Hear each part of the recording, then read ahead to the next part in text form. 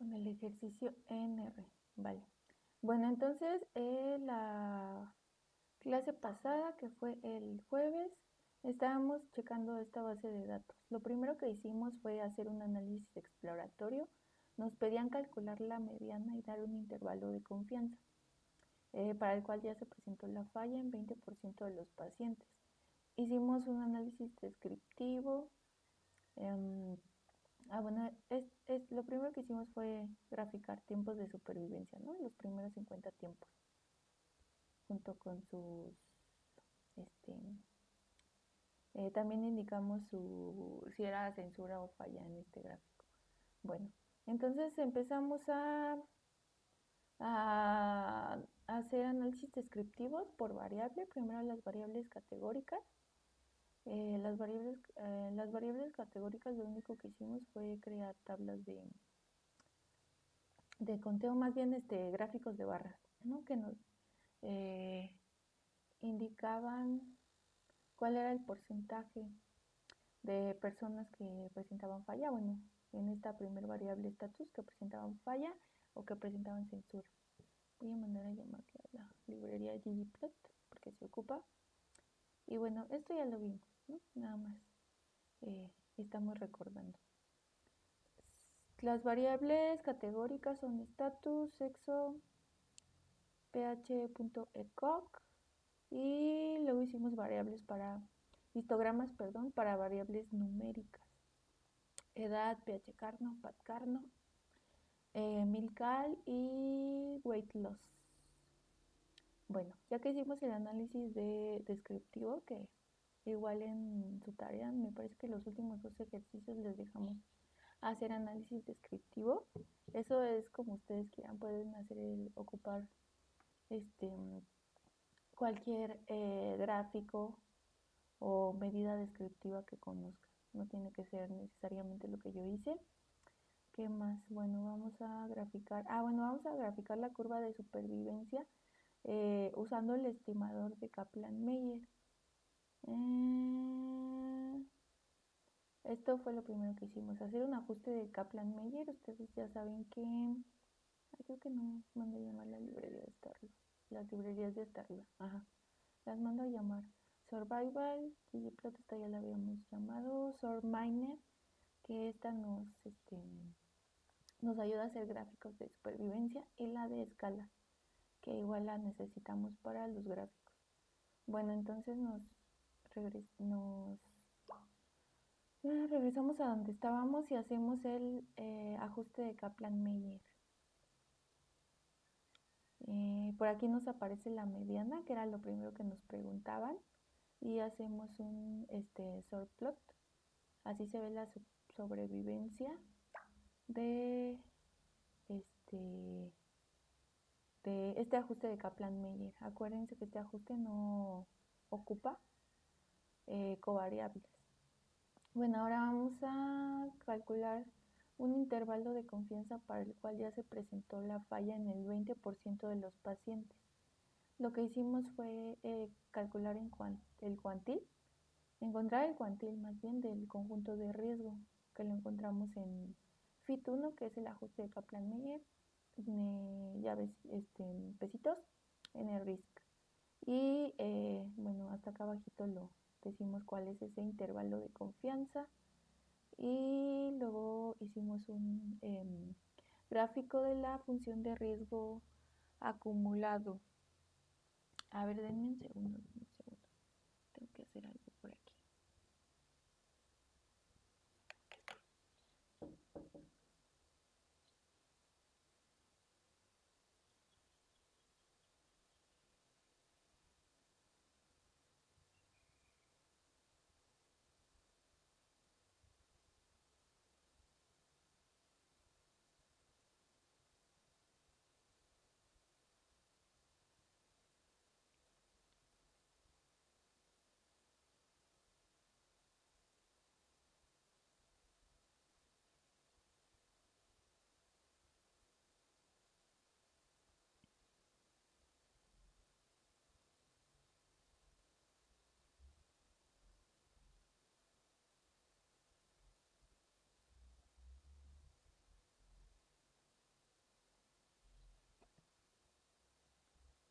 Bueno, continuamos. Ya que calculamos el intervalo de confianza, lo primero vamos a, ahora sí, ajustar un modelo de Cox. Lo primero que hay que hacer es convertir las variables categóricas a tipo factor. Y pues aquí lo hacemos, ¿no? Con la función as.factor. Vamos a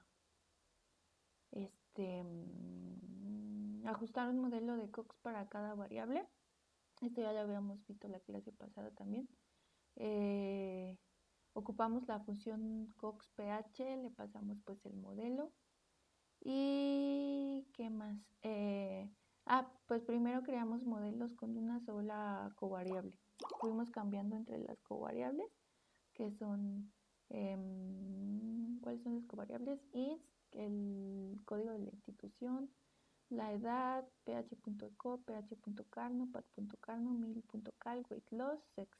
Y estos son los correspondientes p-valores de cada uno de los coeficientes ajustados.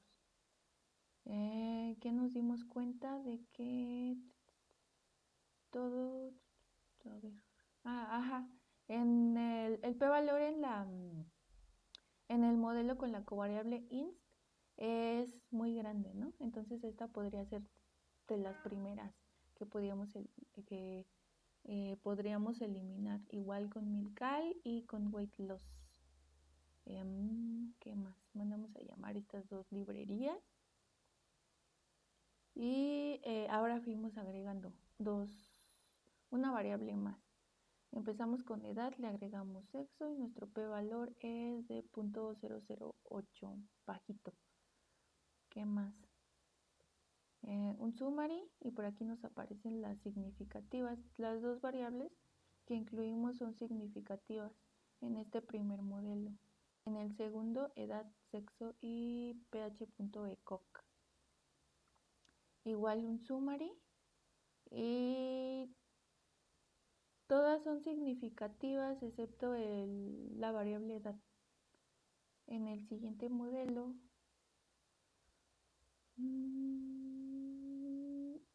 la variable ph.carno y h se acercan mucho al 20%, entonces pues esas están en la mira, ¿no? Ahora le agregamos pat.carno. Igual sigue lo mismo, ¿no? La edad y ph.carno. No me falta por aquí. Llama el summary y la edad sigue siendo no significativa. Si nos tomamos el nivel del 20%.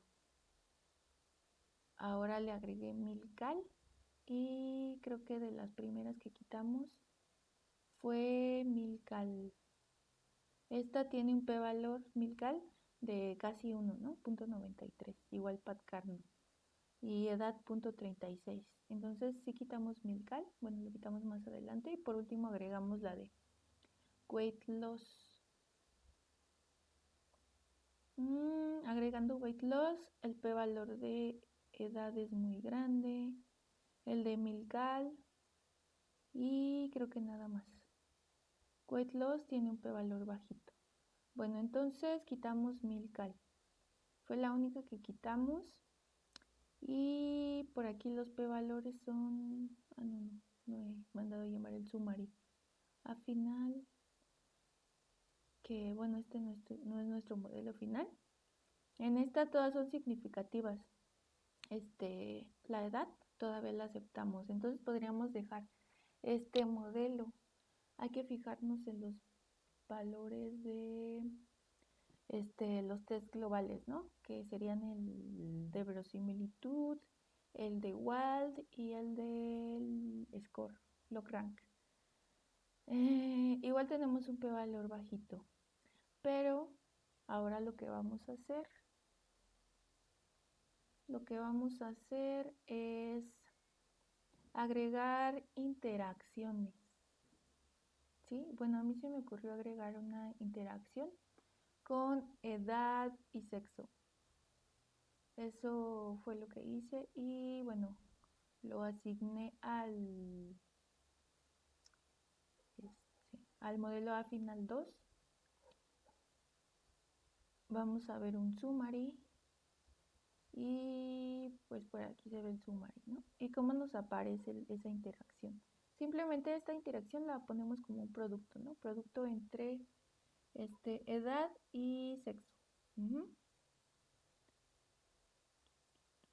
Edad. Y bueno, los p-valores son bajitos. Por aquí el de .2124 es el de la variable sexo. ¿Qué más? Coeficiente para la variable sexo y el de todos son bajos, excepto el de sexo. La interacción igual tiene un p-valor bajo. Entonces hay que fijarnos en el p-valor. Este es de 6. Bueno, es 6 por e a la menos 6. No, es 6 por 10 a la menos 6. Sí. 3 por 10 a la menos 6, 1 por 10 a la menos 6. Y el p-valor que teníamos anteriormente es 8, 9 y 3. Igual siguen siendo bajitos, pero son más bajos los de el modelo A final. Entonces podríamos quitar esa interacción si vemos que no nos sirve o que nos afecta un poco a nuestros resultados, ¿no? Ahora en este modelo A final 3, lo que hice fue quitar otra variable. ¿Cuál quité? Quité la interacción y quité la variable edad en este 3, A final 3. La interacción y la edad. Vamos a ponerlo aquí. Quitamos interacción y edad. Y un summary. En este tenemos p-valores de 7 por 10 a la menos 6, 5 y 2. Y cómo quedaron nuestros p-valores en las pruebas de los coeficientes. Quedaron igual bajitos, no sé. ¿Ustedes cuál modelo elegirían? Este tiene todos los p-valores bajitos. Aquí le puse qué modelo es el mejor globalmente. Yo me quedé con el A final. Pero incluso podríamos tomarnos el A final 3. Bueno, eso ya depende de ustedes. Igual el A final no pasa todas las pruebas de hipótesis, ¿no? Ahora vamos a calcular intervalos de confianza de los coeficientes. Si nosotros mandamos a llamar el summary de A final, lo vamos a llamar aquí. Nos aparecen aquí en una segunda tabla los intervalos lower al punto 95 y upper al punto 95. Pero estos intervalos no son de los coeficientes, son la exponencial de los coeficientes. ¿Sí? Los coeficientes, a ver, prendo por aquí mi aplicación de escritura para ver cuáles son esos intervalos. Los estimadores beta son estimadores máximo verosímil. Y a ver, denme un segundo.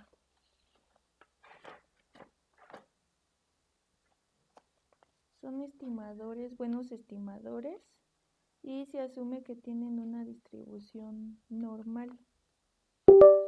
Pero ¿cuál es su media y su varianza? A ver, denme un segundo.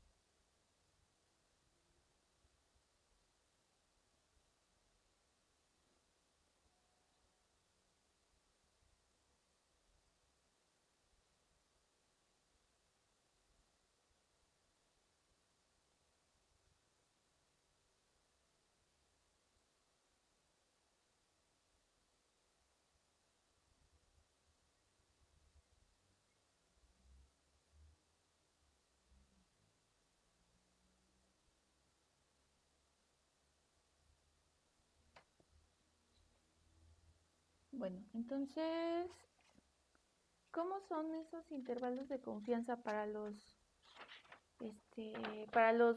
coeficientes betas?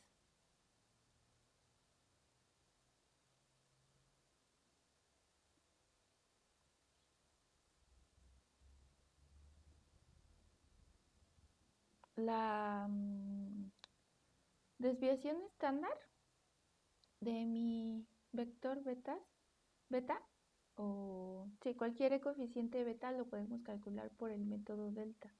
Entonces, la desviación estándar de beta se ve como la exponencial de mi beta multiplicando la desviación estándar de mi coeficiente beta. Esta, bueno, no lo vamos a hacer, no lo vamos a calcular usando el método delta, pero nada más les digo, ¿no? Que se calcula por el método delta. Y pues su media es justo la exponencial de beta. El intervalo de confianza toma esta forma. Aquí se los pongo. Intervalo de confianza al 1 menos alfa por ciento se ve como la exponencial de beta. Bueno, vamos a ponerlo como más menos el cuantil 1 menos alfa medios. Este es cuantil de una normal. Multiplicando a la exponencial del beta estimado por la desviación estándar del beta. El intervalo toma esta forma, más menos. Ustedes ya saben que más menos de un lado es menos, del otro lado es más. ¿Sí? Asumiendo que mi beta tiene una distribución normal, con cierta media y cierta varianza, ¿vale? ¿Qué más? Bueno, entonces justo lo que hice aquí, pues es tomarme los intervalos de confianza. Para los intervalos de confianza es tomarme la exponencial de los coeficientes y su correspondiente desviación estándar. Lo que hice para el lower es mandar a llamar del A final el coeficiente, que los coeficientes son los betas, para cada uno es 0.01, menos 0.61 para sexo, el pH punto ECOG 0.71, el 2, el 3, etc. Acuérdense que si le metemos variables categóricas a nuestro modelo o a cualquier modelo de regresión, en este caso es el de Cox, ¿cómo se codifican? ¿Qué significa que yo tenga por aquí pH.ECOG1, ECOG2, ECOG3?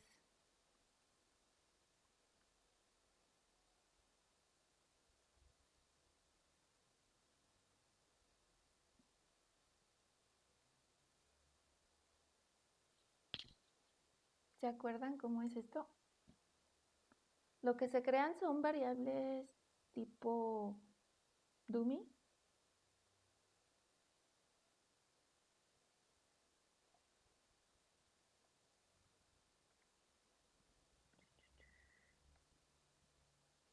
¿Sí recuerdan eso de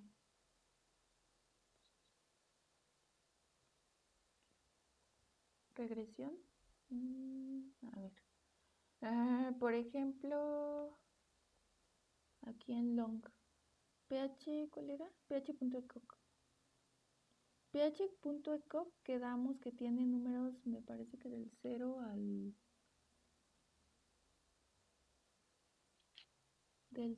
al 5.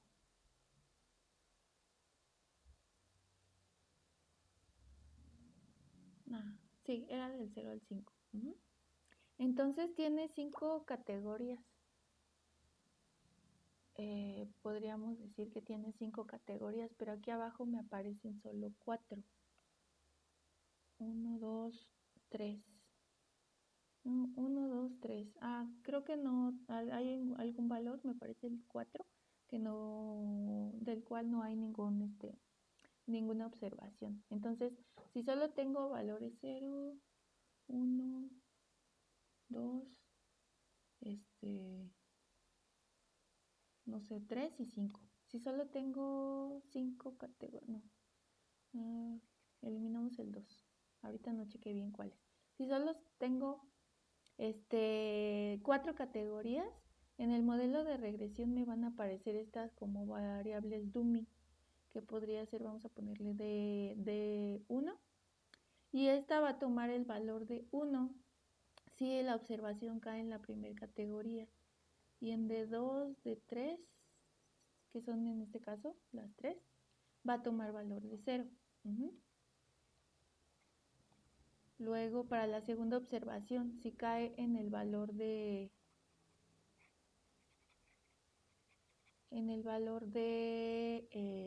2, va a tomar 1, un valor de 1 en de 2 y los demás en 0. Solo se crean K menos 1 variables dummies con K el número de categorías. ¿Por qué? Porque pues yo solo necesito 3 variables para especificar totalmente las 4. Por aquí tendría la de 4. Y en el caso en que tenga ceros en las primeras 3 dummies, de 1, de 2, de 3, pues ya se sabe, ¿no? Que la observación cayó en la cuarta categoría. Ajá, esa es la razón de que se creen por aquí las variables. Y los coeficientes pues son para cada una de esas variables dummies en el modelo de regresión. ¿Va? Bueno, entonces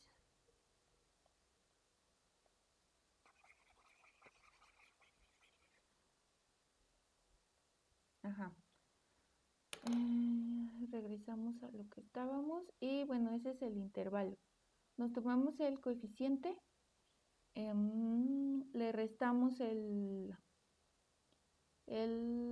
cuantil, 0.975, lo multiplicamos por la exponencial de los coeficientes y también por la raíz de la diagonal. Aquí me tomé la desviación estándar.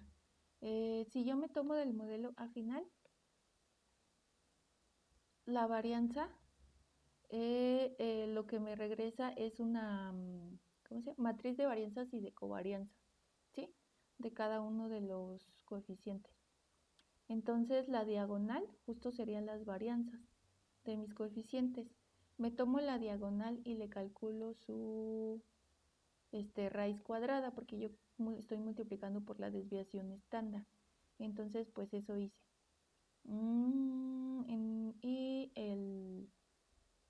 Así calculo los intervalos lower, upper y ya nada más los pego, ¿no? Bueno, aquí en la consola.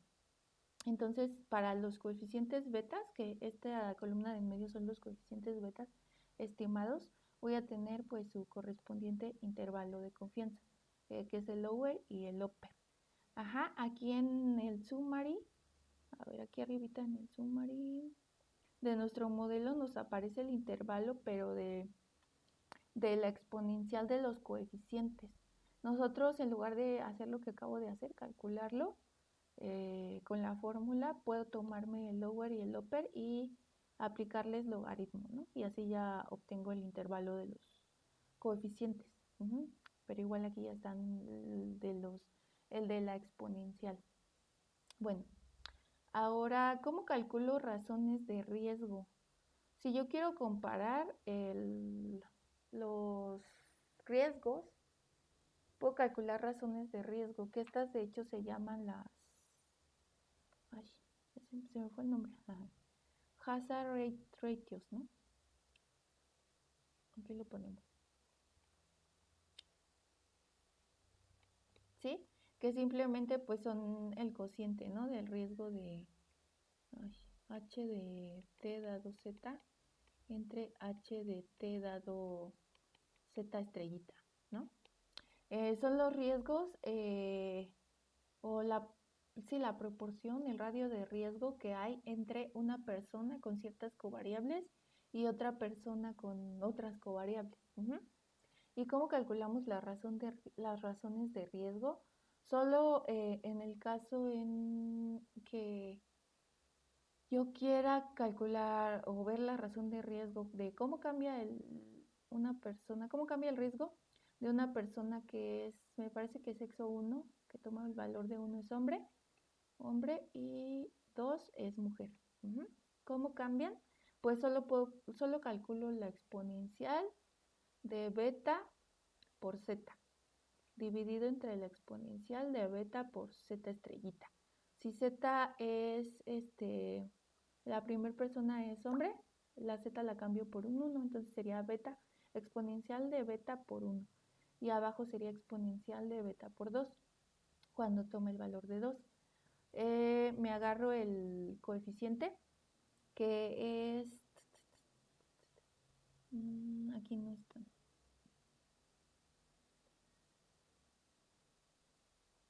aquí están, es menos 0.6199. Entonces, pues hago esta operación, ¿no?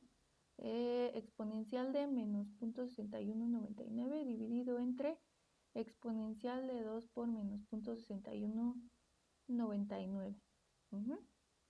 Y me sale un riesgo de, corremos esta línea, de 1.85. Entonces, según cómo interpretarían esto ustedes.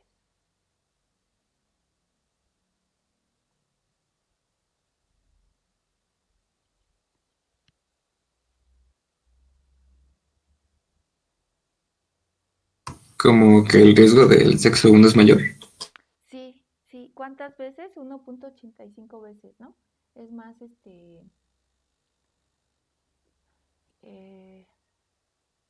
es mayor el riesgo, ¿no? 1.85 veces es mayor el riesgo en hombres que en mujeres de, de padecer, bueno, más bien de obtener una falla en, si es que se tiene el cáncer de pulmón, ¿vale? Así se interpreta. Y podemos calcular no me acuerdo, creo que en el ejercicio 5 o 6 les piden calcular razones de las categorías que se tiene contra las categorías de referencia. Entonces, si yo me tomo la categoría de referencia, que sería, bueno, en este caso sexo hombre 1, voy a calcular pues las razones de riesgo de sexo 2 entre sexo 1 y así. Van a hacer esto mismo en su tarea. ¿Qué más? También en la tarea les pido calcular algo que se le llama el riesgo base. El riesgo base simplemente es la función de riesgo h de 0t cuando todas mis covariables son iguales a 0. ¿Y cómo puedo hacer eso? Lo que yo voy a hacer es crear un nuevo data frame que contenga valores de mis categorías de referencia.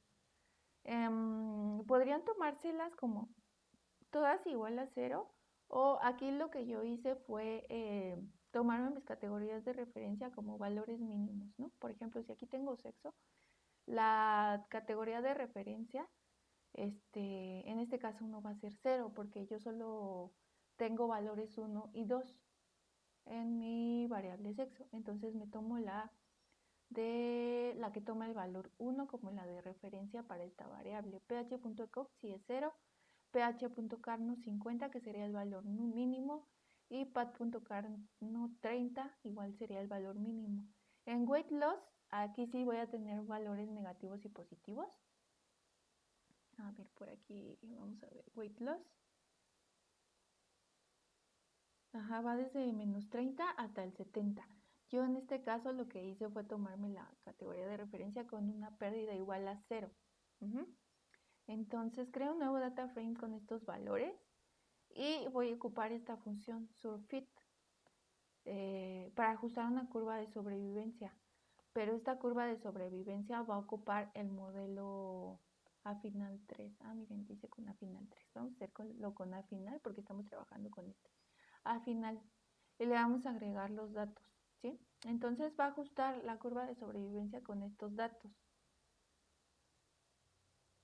Y por último, pues podemos hacer un plot, ¿no? Así se ve con un plot normal o haciendo uso de la función ggsortplot, que bueno, así se ve más bonita. Ya le pueden agregar otras cosas, pueden indicarle la mediana, etcétera. ¿Qué más? Bueno, ya vimos cómo se calcula el riesgo base. También bueno, ahorita lo vemos. Ahora vamos a pasarnos a la verificación de supuestos de riesgos proporcionales. ¿Cómo se calculan los residuales de Cox-Snell? Los de Martin-Galas, los de Schoenfeld y los de Debianza.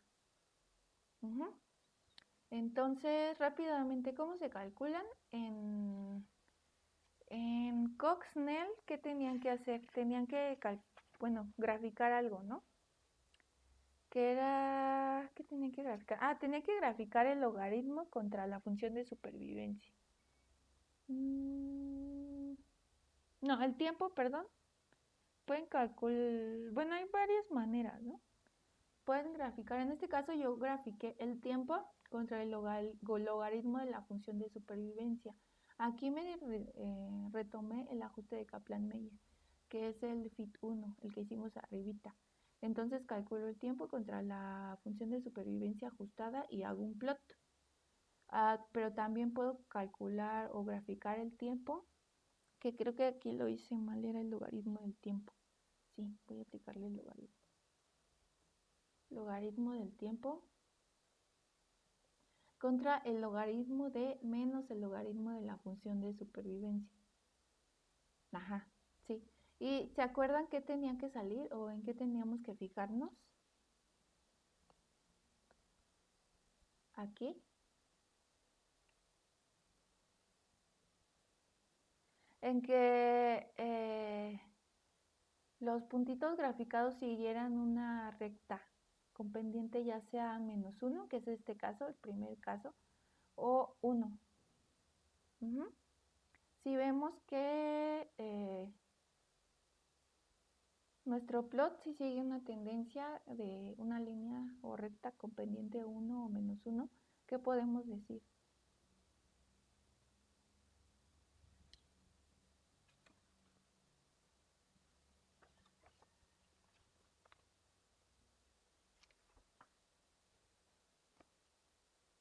Todas estas pruebas son para probar el supuesto de riesgos proporcionales, ¿no? Entonces, según estos dos plots, no, este, este, a ver de nuevo. Ajá, sí es este y este, ¿sí? Pues no sé, yo sí diría que sí, que se aceptan el supuesto de riesgos proporcionales. En Cox-Snell, aquí solo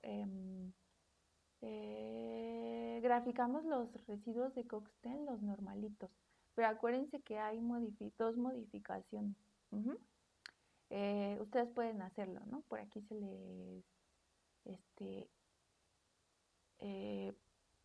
pueden aplicar un condicional, porque los Cox-Snell modificados ya se modifican según si es falla, la observación es falla o censura. Se le suma, me parece en el caso de censuras, un 1, y en el caso, bueno, la segunda modificación se le suma un .693. Entonces, pues pueden hacer eso. No es muy difícil. Ahora el de Martin-Galas. En el de Martin-Galas, el gráfico que se hace es, bueno, en el gráfico tenemos que poner los residuos, con los residuos de Martingala, obviamente, contra las variables, los valores de las variables continuas. Solo es con continuas, no con categóricas. Entonces, ocupamos esta función que es residuals, le pasamos nuestro modelo y le decimos que pues los residuos son de tipo Martingala, lo asignamos a un objeto. Por aquí yo le quité un vector de estas observaciones que son de las que, según yo son estas donde hay NAs, entonces no me puedo calcular los residuos de Martin-Galas. Ustedes incluso en su base pueden quitar, ahorita no, yo no los quité, pero pueden quitar al inicio, desde un inicio, las observaciones que tienen NAs.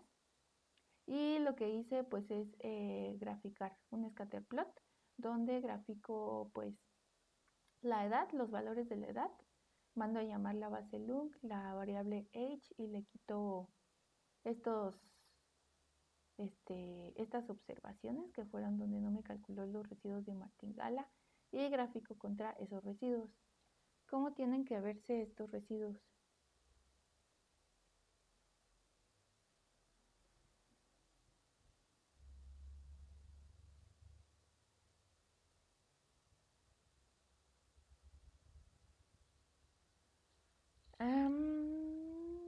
Tienen que aparecer distribuidos al azar, ¿no? Sí, tienen que estar distribuidos al azar.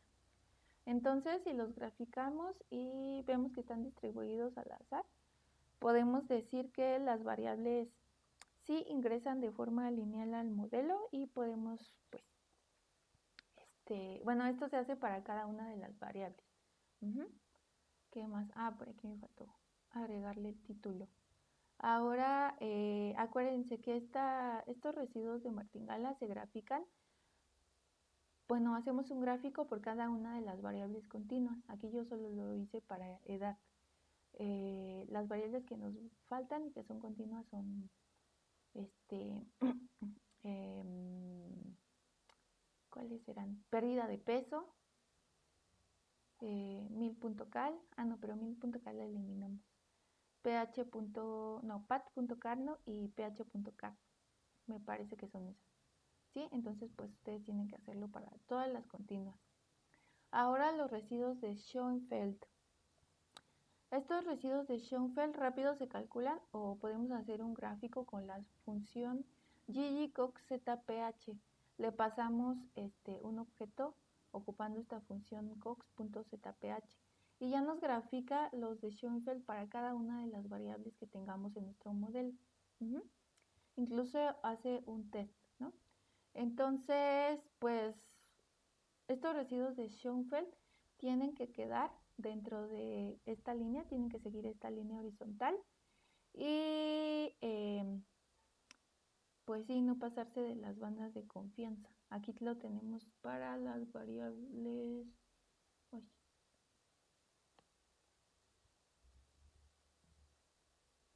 La edad, ph.ecoc, pat.carno, sexo, ph.carno, y weight.lost. Entonces, según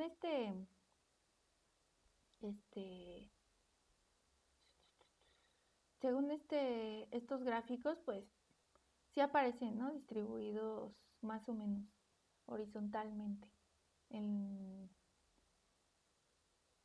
dentro de las bandas de confianza. ¿Qué más? Ahora los residuos de devianza. Los de devianza igual hay que graficar contra los valores de las covariables estos residuos, y se grafican, pues se hace un gráfico por cada una de las variables continuas. De nuevo ocupamos la función residuals y le decimos que es de tipo devianza, y pues ya con un plot. Igual estos tienen que estar distribuidos al azar, ahora con la variable ph.carno.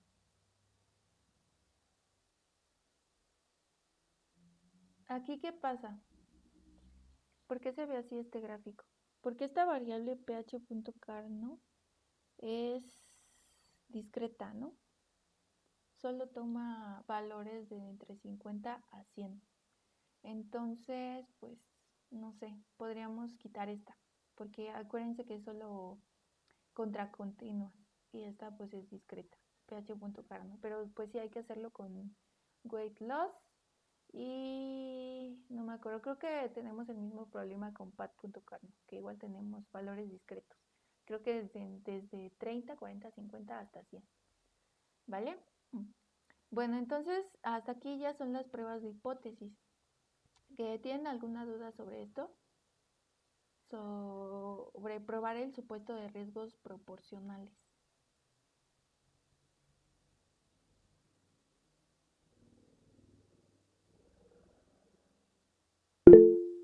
Va. Bueno, ahora sí la tarea. Bueno, rápidamente. Igual el jueves vamos a estar resolviendo dudas de su tarea. No sé si Brenda o yo vamos a dar la clase, pero vamos a resolver dudas de su tarea. Aquí está. Bueno, yo no creo que haya problema con el ejercicio 1, que es solo decir si el enunciado es verdadero o falso y por qué. El 2 tampoco, explicar brevemente qué es un modelo de riesgos proporcionales, supuestos, forma general, objetivos, etc. En el ejercicio 3, el 3 es totalmente a mano. Solo les damos los datos que, bueno, que se modela. Se quiere modelar el tiempo hasta la muerte y su relación con una medida de apoyo social, que esta medida de apoyo social se denomina CNI y toma valores de entre 0 y 5. También se incluyen otras variables que son edad, que es continua, raza, que toma valores 0 y 1, y sexo, que toma valores 0 y 1. El primer inciso nos pide indicar cuál sería el modelo de Cox inicial que pueda usarse para evaluar la relación de interés. Entonces, pues ustedes solo tienen que poner h de t dado z igual a la exponencial de beta 1 por SNI más beta 2 por edad más etcétera. Pero ojo ahí, les piden posibles efectos de interacción. Entonces por aquí pueden ustedes agregar alguna interacción que se les ocurra. Lo que podrían hacer es agregar la interacción de SNI por edad más SNI por sexo más SNI por raza. Bueno, yo lo haría así, si es que le quiero agregar efectos de interacción. Solo es poner, indicar el modelo, ¿no? Con los datos que ya tenemos. En el segundo, nos piden la razón de riesgo que compara a una persona con SNI igual a 4 y SNI igual a 2. Vamos a regresarnos a los hazard ratios. Los hazard ratios se calculan pues simplemente como el cociente, ¿no? Del riesgo de una persona que tiene SNI igual a 4 con una persona que tiene SNI igual a 2.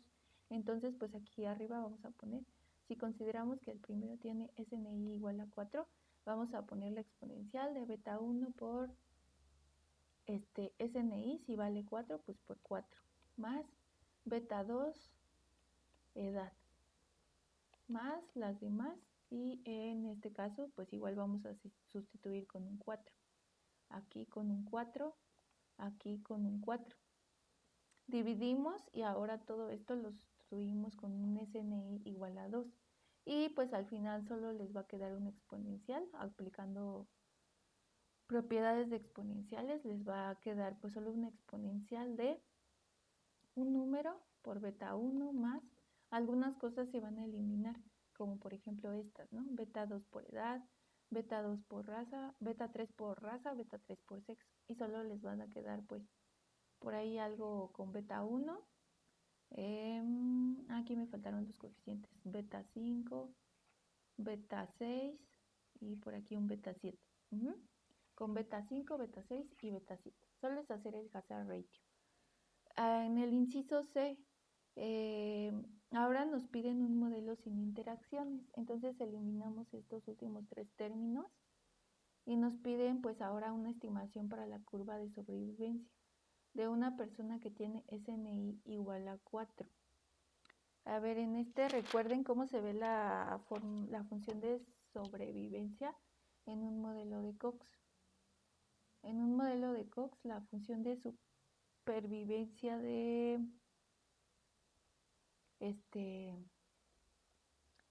t dado z se ve como la de supervivencia basal, del riesgo base, elevado a la exponencial de beta por z. Entonces, pues aquí ya lo tienen, solo sustituyen con SNI igual a 4. Y en el D, en el inciso D, nos preguntan si se cruzan las dos curvas de sobrevivencia estimadas o no. ¿Ustedes qué creen? ¿Se cruzan?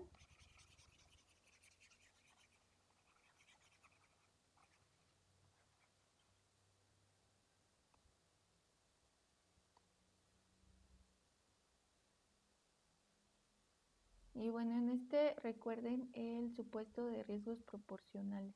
Por ahí tiene que ver y chequen sus notas. Si se cruzan, deberían de verse pues más o menos así.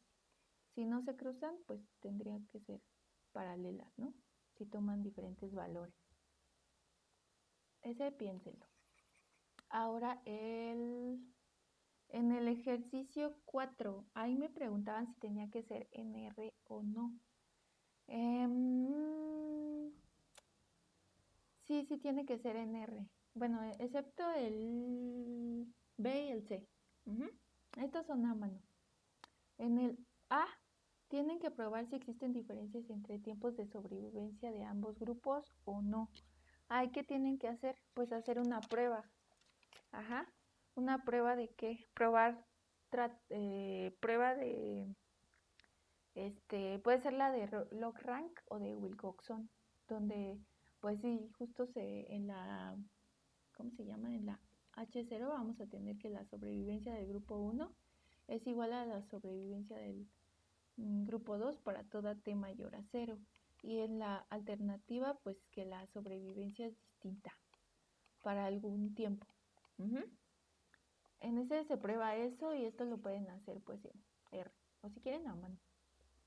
Pero en R lo pueden hacer. Aquí lo ponemos en R. En el B, pues es encontrar una expresión para el modelo de Cox. Me preguntaban cuál sería la covariable en este modelo, en estos datos. ¿Ustedes cuál creen que sería la covariable?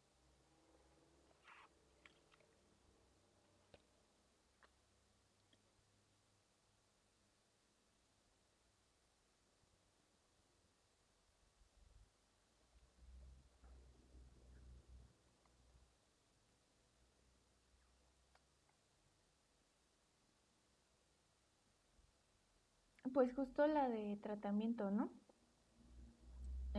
Tratamiento, podríamos ponerle trat, que toma el valor de 1 si hubo tratamiento o 0 si no, si pertenece al grupo control. Esta sería nuestra única covariable.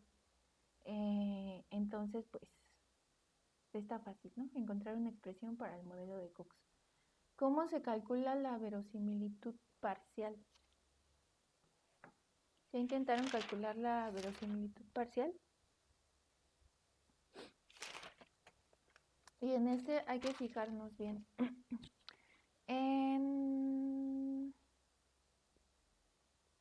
acuérdense, vamos a tener el producto, pero solo sobre los tiempos de falla. Entonces nuestros tiempos de falla son 1, 2, 4 y 6. Entonces solo vamos a tener por aquí una L1, L2, L4 y L6. Primero, L1. En L1 tenemos L1 tenemos solo una falla. Solo una falla. Entonces vamos a calcularlo como la exponencial de beta por z. Beta por z dividido entre la suma, ¿no? Sobre el conjunto de riesgo. Aquí nuestro conjunto de riesgo al tiempo 1 pues son todos estos 2, 4, 6, 7, 8, 9. Son 9, 2, 4, 6. Son 9 tiempos de falla. Entonces aquí vamos a tener por aquí 9 sumandos, igual de la exponencial de beta por z. ¿Ya intentaron hacer este ejercicio?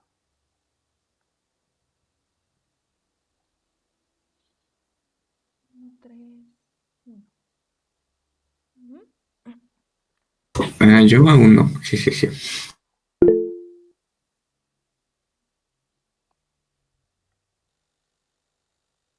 Vale. Nada más tengan en cuenta que por aquí vamos a tener empates. Entonces, ¿cómo funciona ¿cómo se llama cómo calculamos la verosimilitud en presencia de empates? Si, por ejemplo, para el tiempo 4 tenemos pues dos empates, entonces en este vamos a tener dos sumandos. Primero vamos a considerar que ocurrió la falla, no sé, bueno, supongamos que en el grupo control, y la segunda pues en el tratamiento, ¿no? Que esta ocurrió después, que no ocurren al mismo tiempo. Probablemente, no sé, bueno, se considera, ¿no? Aunque sea en el mismo tiempo, no ocurren en el mismo tiempo, no sé si me entiendan. Y por esto vamos a tener dos sumandos.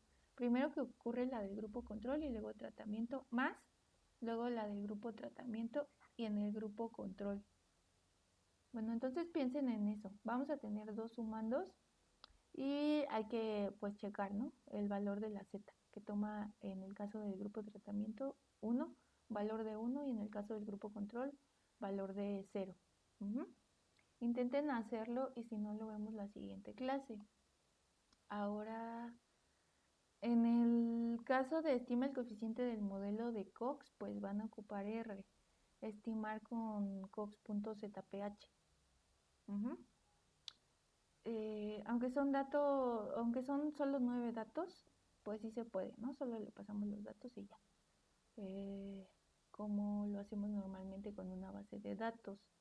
Ya se acabó la clase, pero ya vimos ejercicios, bueno, el ejercicio ya con el ejercicio en R que hicimos en clase pueden hacer el 5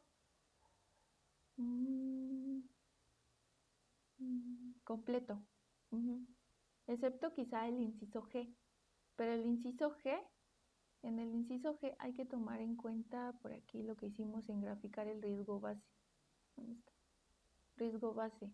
Si graficamos el riesgo base, le pasamos ciertos valores de covariables, que serían según nosotros la categoría de referencia.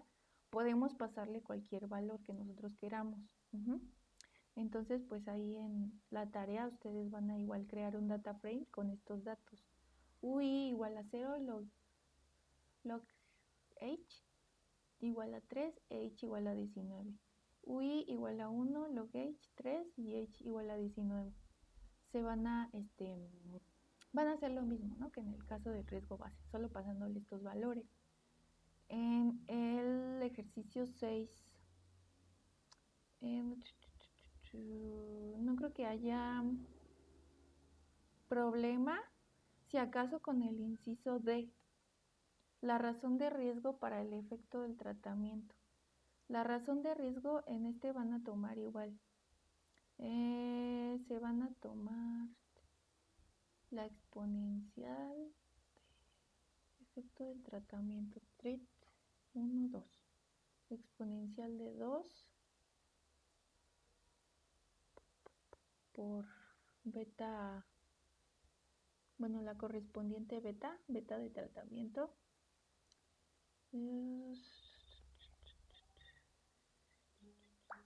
Sí, ya que tenemos nuestro modelo de Cox, a ver, vamos a regresarnos rápido. Ya por último, es lo último.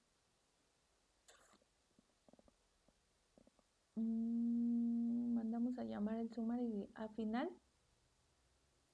digamos si, no sé, a ver, si digamos que esta es la variable de tratamiento, En la categoría 2, la razón de riesgo también la podemos calcular, bueno, suponiendo que se compara contra la categoría de referencia, la podemos tomar como 0.5379, que sería la exponencial, como lo que hicimos hace rato con los hazard ratios, el cociente que hicimos hace rato, que sería la exponencial de beta por z entre la exponencial, suponiendo que el valor de la categoría de referencia es de 0, aquí nos queda un 1. Entonces, pues solo nos queda esto y esta sería la razón de riesgo. Y pues su intervalo de confianza, aquí está la razón de riesgo, su intervalo de confianza pues ya es este. Solo es tomarlo del modelo que ya tenemos. Y bueno, pues eso ya es todo por hoy. Échenle ganas a su tarea y el jueves vemos más dudas. Recuerden que ya se entrega el viernes. ¿Ya le avanzaron? ¿O cómo van? ¿O necesitaban esta clase para avanzarle? Creo que necesitábamos esta clase. Pero yo tengo una duda del ejercicio 6. Nada más es como una palabra que no entiendo a qué se refiere. En el inciso B dice que comente la idoneidad del modelo ajustado. O sea, hablando de cuál es más idóneo en el sentido de qué, de... Pues en eso, pues van a tener que pues hacer el diagnóstico del modelo, ¿no? Lo que acabamos de hacer es probar supuesto de riesgos proporcionales, si las variables ingresan de forma lineal al modelo, que es con residuos, y elegir las mejores variables y fijarnos también en las pruebas globales que son la de Walsh, la de verosimilitud, el test de verosimilitud y la de, ¿cuál otro? El de Walt. Bueno, los resultados que nos aparecen globalmente en el sumario. Ah, ok, Checar ok. todo eso. Sí. Y entonces podemos usar cualquiera, o sea, para comprobarlo también podemos usar cualquiera de las gráficas. Eh, no es necesario usar las que tú usaste aquí, ¿verdad? No, pues por ejemplo yo hice los residuos, grafiqué los residuos de Cox-Net, pero no grafiqué los modificados, entonces ustedes podrían ocupar los modificados. Es Sí, justo. incluir los que ustedes consideren necesarios. Ah, vale, gracias. Va. Bueno, entonces nos vemos la siguiente clase, el jueves. No han hecho nada. Pues échenle ganas. Espero que ya el jueves esté todo este en su mayoría. Todos sus ejercicios en su mayoría. Vale. Bueno, ahora sí nos vemos, chicos. Gracias, nos vemos.